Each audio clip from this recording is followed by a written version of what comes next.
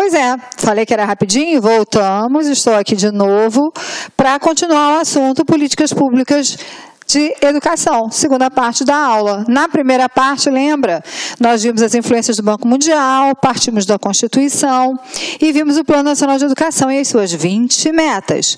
Agora, a gente vai estudar uma política que foi citada na aula, na parte anterior da aula, que é a política associada ao IDEB, Índice de Desenvolvimento da Educação Básica. Isso aqui é uma parte muito importante das políticas públicas. Continue aí anotando o que você tiver que anotar. Quem quer fazer concurso para supervisor, orientador, gestor, isso aqui tem questões garantidas na prova. Assim como para a questão do magistério, tá? Mas especialmente esses outros cargos, técnicos de assuntos educacionais, é muito bom prestar atenção nessa questão. Então, a gente sabe que vai falar de um índice. E esse índice vai olhar para a perspectiva do desenvolvimento, mas desenvolvimento marcado por índice. Então, tem uma perspectiva aqui que é quantitativa, porque vai mostrar algum crescimento ou não, né, através de indicadores. E a gente está falando sempre da educação básica. Então, só para a gente saber, ele foi criado em 2007. Primeira vez que o índice foi criado em 2007, justamente com a ideia de medir a qualidade de cada escola e de cada rede de ensino, tá? Então, a ideia do IDEB é essa, acompanhar a qualidade. A gente viu no Plano Nacional de Educação, nas legislações anteriores, essa ideia de você pensar em qualidade, qualidade, qualidade. Para quem trabalha com a questão quantitativa, é possível você medir também a questão da qualidade por esse viés. E é isso que o IDEB se propõe. Então, o indicador ele é calculado com base em algumas coisas. Entra o desempenho do estudante nas avaliações do INEP, a gente vai ver que avaliações são essas, tá? E também em taxas de aprovação. Taxa de aprovação. E uma outra questão que a gente vai discutir aqui mais para frente, que entra também a taxa de evasão, tá? Se o aluno sai da escola, o IDEB cai. Então, para que o IDEB de uma escola, o IDEB de uma rede crescer, é preciso que o aluno aprenda, que ele não repita o ano e que ele frequente a sala de aula. Então, ele aprende e eu vou ver esse aprender baseado no desempenho que ele tem na prova, né? Ele não pode repetir de ano. A repetência também faz com que o IDEB da escola ou da rede caia. E ele tem que estar frequentando a escola, porque se ele se evadir, se ele abandonar, mais uma vez, o IDEB cai, tá? Então, o índice é medido a cada 2 anos. Vocês lembram que no próprio Plano Nacional de Educação, a gente falava dessa questão, né? De que o sistema de avaliação da educação básica, a cada 2 anos, tinha que produzir um índice. Pois é, então, o índice é medido a cada 2 anos. E o objetivo é que o país, a partir do alcance das metas municipais e das metas estaduais, tenha nota 6 em 2022. Então, o objetivo é o 6. Se a gente for lembrar do Plano Nacional de Educação, era 6 nos anos iniciais, né? No final dos anos iniciais do ensino fundamental. Então, você tem que pensar nessa média 6, porque ela é considerada uma meta que fala de qualidade de ensino em países desenvolvidos. Os países desenvolvidos também passam por sistemas de avaliação de rendimento, essas avaliações em larga escala, e o conceito que eles têm, a nota que eles têm é justamente essa, a média da nota é 6. Então, por isso que o 6 foi adotado aqui como uma meta, um sonho lá desejado para a educação brasileira, né? Porque a gente está pegando um índice que internacionalmente é conseguido enquanto média para a educação básica, tá? Então, eu disse para vocês que ele começou, o IDEB surge em 2007. Mas para ele surgir em 2007, ele teve que usar dados. Que dados foram esses? Foram dados levantados em 2005. Então, o que acontece? A média nacional do IDEB em 2005 foi de 3,8 nos primeiros anos de ensino fundamental. Então, a primeira medição de 2005 estava lá. Então, eu vejo agora a medição de 2007, para poder começar a criar índices, né? Para poder começar a criar essas diferenciações. Em 2007, a nota subiu para 4,2, tá? E ultrapassa... Quer dizer, essa nota ultrapassava as projeções. As projeções apontavam para 3,9 nesse período, de 2005 a 2007. 3,9, então, seria o que se esperaria de 3,8 para 3,9, mas na realidade foi para 4,2. Aí a gente pode pensar, nossa, que maravilha, então o caminho da educação está todo fantástico, trilhando maravilhosamente bem. Calma, calma, calma, porque a gente vai ter algumas surpresas aqui ao longo dessa aula, tá? Então, preste atenção. A fixação da média 6 a ser alcançada considerou o resultado obtido pelos países da Organização para a Cooperação e o Desenvolvimento Econômico, OCDE. Olha que coisa interessante que essa organização é, né? Então, você vê, a Cooperação e Desenvolvimento Econômico, uma organização voltada para essa questão econômica, pensando em médias para a educação, para a avaliação das escolas, né? Pois é. Então, quando se aplica a metodologia do IDEB em seus resultados educacionais, então 6 foi a nota obtida pelos países desenvolvidos, que ficaram entre os 20 mais bem colocados no mundo. Então, o que se faz com esses indicadores? A partir da análise dos indicadores do IDEB, o que o MEC fez?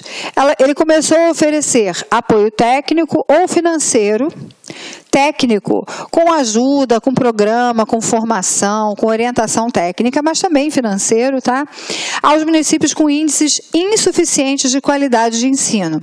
Então, aqueles municípios que não encontravam, não alcançavam o índice mínimo, ou que estavam muito abaixo, os piores municípios com as médias mais baixas, eles tiveram a ajuda do MEC para que pudessem reverter essa situação, tá? O aporte de recursos se deu a partir da adesão, e aí o município tinha que aderir a esse compromisso, todos pela educação, e também da elaboração conjunta de um plano de ações articuladas, que é o PAR.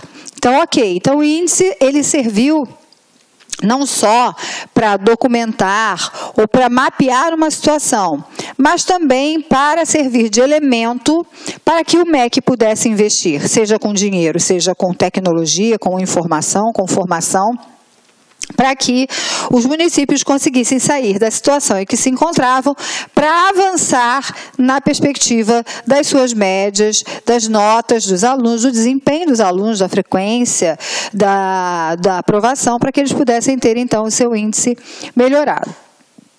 Se a gente for pensar nessas metas, dentro do Plano Nacional de Educação, na parte das estratégias, a gente tem aqui as metas para os próximos anos. Ó, a gente tem, lembra que o plano é de 2014, por isso que a gente tem aqui a meta de 2015, 2017, 2019 e 2021, respeitando a ideia da própria lei, que é de ter um intervalo sempre de 2 anos. Né? Então, de 2 anos, ó, você pode observar que esse intervalo de 2 anos foi mantido.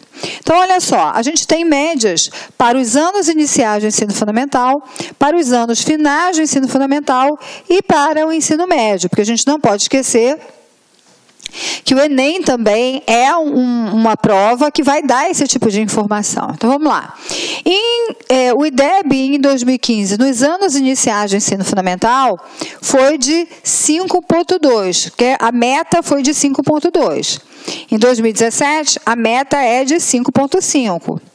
2019, 5,7. 2021, 6. Lembra que a meta para os anos finais, para os anos iniciais do ensino fundamental é justamente essa, 6 países desenvolvidos, lembra?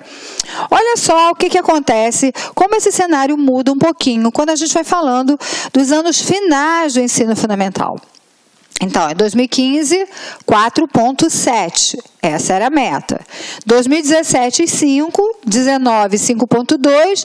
2021, 5,5. Porque a gente está falando das metas que são trabalhadas de acordo com o Plano Nacional de Educação. Metas nacionais, tá? A mesma coisa, ensino médio. 2015, a meta foi 4,3. 2017, 4,7. 2019, 5, para que em 2021 alcance-se, então, 5,2. Ok, vamos ver o que se conseguiu em relação ao ano que já passou? Vamos lá. 2015, tá? Então, a gente sabe, a meta para 2015, tirando daquele quadro, era 5,2. Mas olha o que nós conseguimos, 5,5. Então, ficou-se num patamar para além daquilo que era esperado como meta para o IDEB. Nos anos finais do ensino fundamental, a meta era 4,7. Olha a meta que foi alcançada, 4,5. Portanto, ficamos abaixo daquilo que era esperado. No ensino médio, a situação ainda é mais complexa, porque a meta era 4,3 e o resultado do ensino médio como um todo foi de 3,7. Ou seja, aqui a gente tem 6 pontos percentuais de diferença e aqui a gente tem 8 pontos percentuais de diferença. Então, a gente tem uma mudança, uma diferença muito grande ainda para aquilo, desculpa, que só tem 2 pontos de percentuais de diferenças e aqui a gente tem muito mais, né? Ó, fiz uma conta doida aqui, né? Mas isso é para a gente ver o que um índice pode nos ajudar a olhar para uma situação, seja de uma escola, seja de um município, seja de um país, para entender o quanto o país ainda precisa crescer, se nós quisermos compará-lo dentro desse parâmetro, dessa educação, nessa perspectiva neoliberal, que padroniza e que deseja que os alunos, de uma forma geral, tenham determinados conhecimentos que são validados e que são considerados como aqueles conhecimentos importantes para aquela população, ok? Esse é o resultado de 2015. A gente sabe que a próxima medição é agora 2017, mas obviamente não tem o resultado ainda.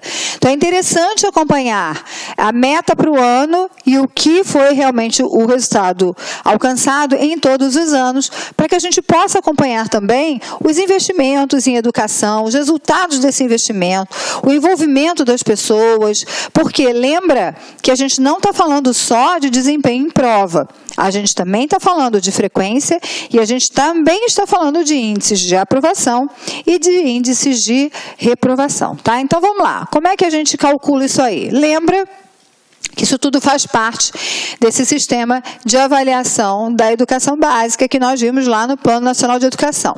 Então, o CIEB foi criado na década de 90, ó, está velhinho, né?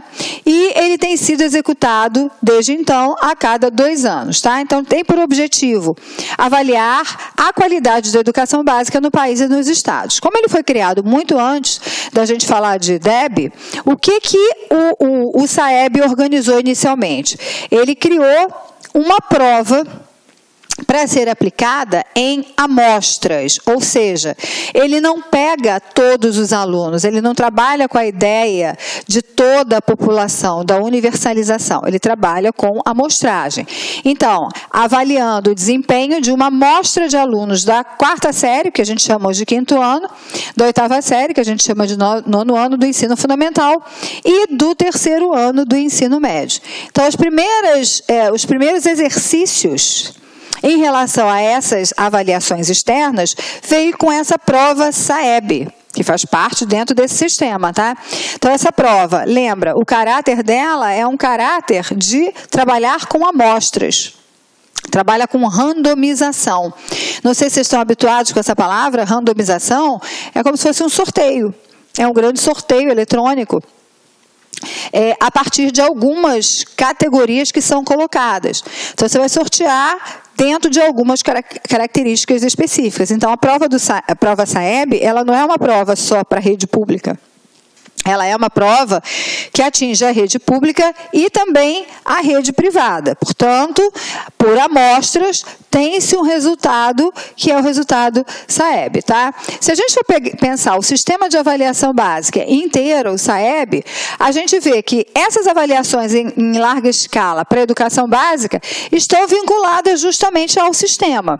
E a gente tem 3 tipos de avaliação principais: a NEB, a ANRESC, ou então a Prova Brasil, e a ANA. Então, tá aqui um esquema, tá? Essas imagens são imagens do próprio MEC, tá, gente? Que eu estou tirando tudo de lá, porque lembra que lá é o principal referencial para você ter conhecimento desses assuntos. Então, tá aqui o sistema de avaliação da educação básica. Quando a gente fala do ensino fundamental, o que a gente tem? A gente tem a ANEB, Avaliação Nacional da Educação Básica. A gente tem a ANRESC, que é também a Prova Brasil, Avaliação Nacional do Rendimento Escolar. E a gente tem a ANA, que é a Avaliação Nacional da Alfabetização. A gente vai estudar um pouquinho mais de cada uma delas para vocês entenderem esse sistema. Agora, vocês precisam conhecer todas essas avaliações. São avaliações institucionalizadas, avaliações externas e de larga escala, e que vão produzindo índices que precisam ser interpretados, mas que são uma forma de se acompanhar e de se buscar um processo com mais qualidade dentro da educação. Vamos lá, continuando.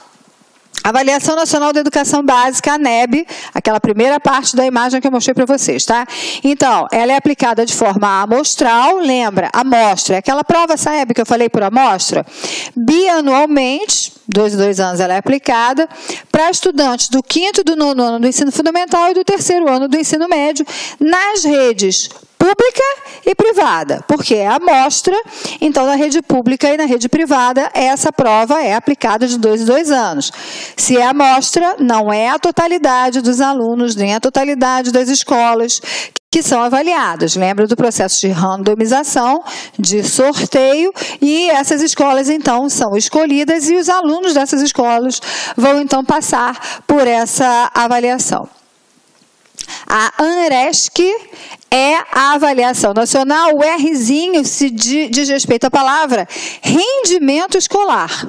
Nós conhecemos a ANRESC pelo nome Prova Brasil. Então, o nome Prova Brasil é usualmente falado e a gente entende, então, que faz parte desse capítulo dessas avaliações de larga escala institucionalizadas, essa avaliação externa. Então, olha o que ela faz. Ela é aplicada de forma censitária. Pensa, quando eu faço censo, eu faço com todo mundo que está dentro daquele caráter, daquela população, que é a população-alvo daquele processo, tá? Também, bianualmente, de 2 em 2 anos, estudantes do 5º e do 9º ano do ensino fundamental da rede pública, estadual, municipal e federal. Ou seja, aqui na ANRESC ou na Prova Brasil, nós deixamos de fora os alunos, os estudantes da rede privada. Rede privada só na ANEB, que é a prova do SAEB, ok? A Prova Brasil compõe o IDEB do ensino fundamental para os estados e para os municípios. Então, quando a gente fala de IDEB, a prova que faz parte da construção desse índice é a Prova Brasil. Vamos lá. Olha a outra avaliação, que é a ANA, Avaliação Nacional da Alfabetização. Então, ela também é aplicada de forma censitária, ou seja, todo mundo que está dentro daqueles padrões, daquela população-alvo, para estudantes do 3º ano de ensino fundamental das escolas públicas. Do mesmo jeito, a gente está falando, continuamos a falar da escola pública, tá? Mas o objetivo dela é justamente o de avaliar os níveis de alfabetização e de letramento em língua portuguesa, alfabetização matemática e condições de oferta do ciclo de alfabetização das redes públicas. Então, o foco da ANA, como o próprio nome disse, é a Avaliação Nacional de Alfabetização, é a alfabetização.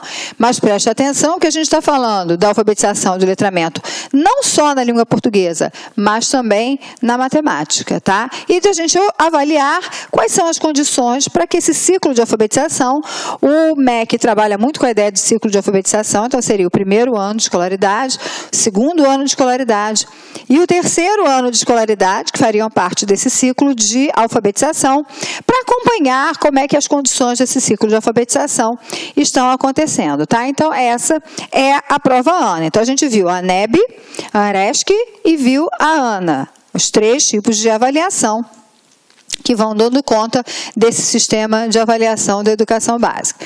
Só para a gente trazer e deixar bem claro algumas diferenças entre a Prova Brasil e entre a prova do SAEB, que é a ANEB, né, gente? Então, vamos lá, ó.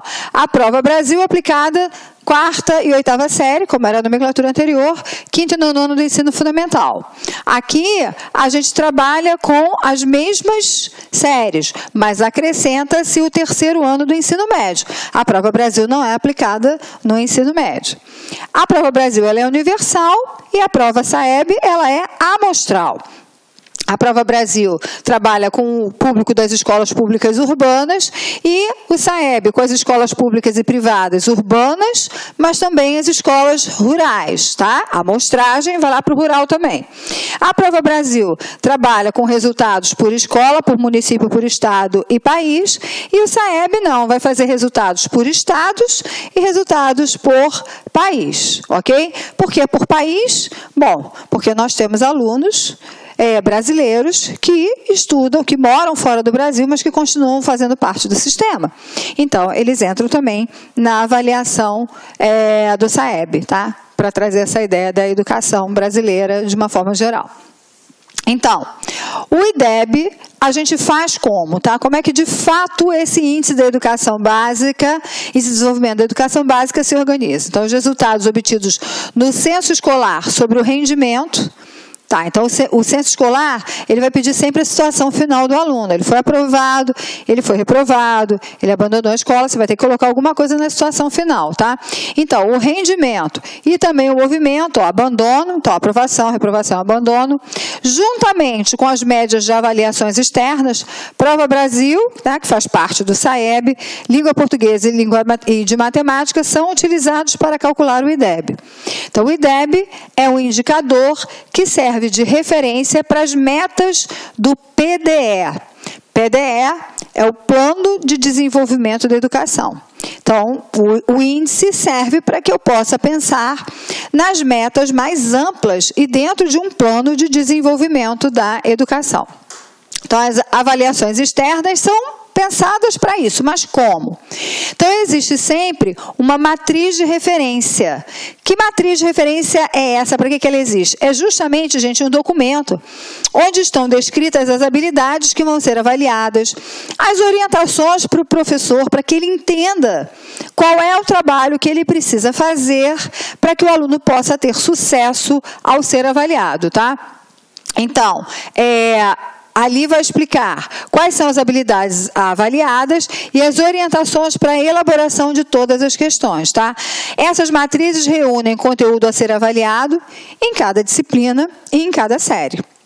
Lógico que as matrizes de referências vão ser matrizes específicas para cada ano de escolaridade e para cada disciplina, tá? As matrizes de referências estão subdivididas em tópicos ou temas, e estes tópicos ou temas em descritores, tá? A gente vai ver isso, que eu trouxe uma imagem já já. Cada descritor é uma associação entre conteúdos curriculares e operações mentais que são desenvolvidas pelos alunos, que vão traduzindo certas competências e habilidades. Então, o descritor pensa assim, olha, para ele resolver isso aqui, ele tem que ter essa competência, essa habilidade, e, ao mesmo tempo, essas competências fazem com que ele resolva esse tipo de questão. É nessa organização que a gente vai pensando essas matrizes de referência, tá? Os descritores, portanto, especificam o que cada habilidade implica e eles são utilizados para a construção dos itens de testes das diferentes disciplinas. Cada descritor dá origem a diferentes itens e, a partir das respostas dadas a eles, verifica-se quais habilidades os alunos efetivamente desenvolveram. Então, é muito importante que a gente entenda o papel dos descritores, porque, de fato, os descritores, quando a matriz de referência chega, eles são muito importantes para que a escola, o sistema de ensino, o professor, possa pensar em elaborar o seu trabalho justamente para que a gente possa ajudar o aluno naquela tarefa. Olá, meus amigos, minhas amigas, quero pedir licença para convidar vocês a fazer o nosso super curso online para a Secretaria de Estado de Educação de Minas Gerais 2018.